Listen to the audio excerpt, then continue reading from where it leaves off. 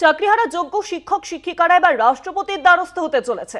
রাষ্ট্রপতির কাছে চিঠি পাঠানো হচ্ছে। মেল করে ও পোস্ট অফিসে গিয়ে চিঠি দিয়ে তাদের দুর্দশা যন্ত্রণার কথা তুলে ধরেছে এবং এরই পাশাপাশি স্বেচ্ছায় মৃত্যুর আবেদন করা হয়েছে বলে জানা যাচ্ছে। চাকরিহারারা এবার চাকরিহারা যোগ্য শিক্ষক শিক্ষিকারা যারা আছেন তারা এবার রাষ্ট্রপতির দ্বারস্থ হতে চলেছেন বলে জানা যাচ্ছে। রাষ্ট্রপতির কাছে চিঠি পাঠানো হচ্ছে।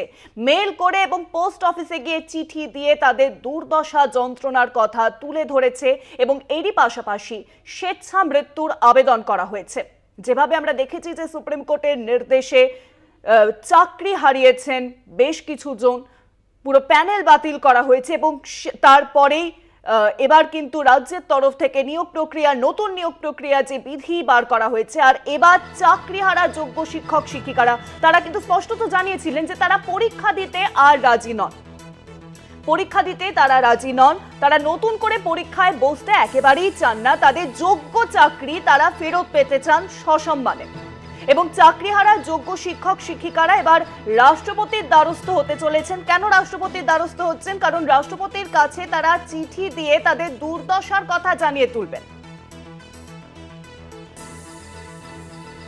মেল করে এই চিঠি পাঠানো হয়েছে।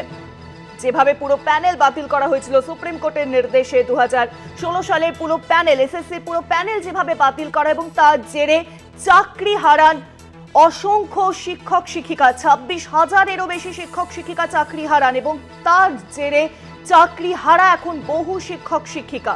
আর এবার চাকরিহারা যোগ্য শিক্ষক শিক্ষিকারা রাষ্ট্রপতির দ্বারস্থ হতে চলেছেন।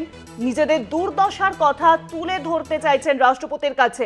বারংবার তারা মুখ্যমন্ত্রীর হস্তক্ষেপের দাবি জানিয়েছিলেন এবং মুখ্যমন্ত্রী তারপরে নবান্নে বৈঠক করে জানিয়ে দেন যে পরীক্ষা দিতেই হবে।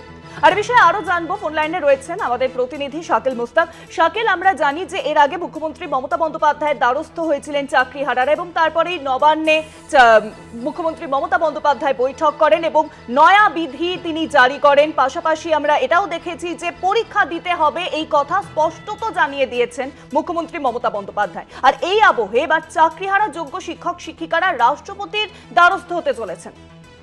তাদের কি দাবি, বিস্তারিত জানাও। একদমই, তারা যে সল্লেখ যে বিকাশ ভবন, সেই বিকাশ ভবনের উল্টো দিকে যে সেন্ট্রাল পার্কের যে ফুটপাথ, সেই ফুটপাথের ওপরে অস্থায়ী যে ছাউনি করে তারা কিন্তু ধর্ণা দিয়ে যাচ্ছেন দীর্ঘদিন ধরেই। এবং আজকে সকালে কিন্তু তারা চাকরিহারা যে যোগ্য শিক্ষক শিক্ষিকারা রয়েছে তারা কিন্তু রাষ্ট্রপতি দ্বারস্থ হতে চলেছে, তারা এমনটা কিন্তু জানিয়েছেন।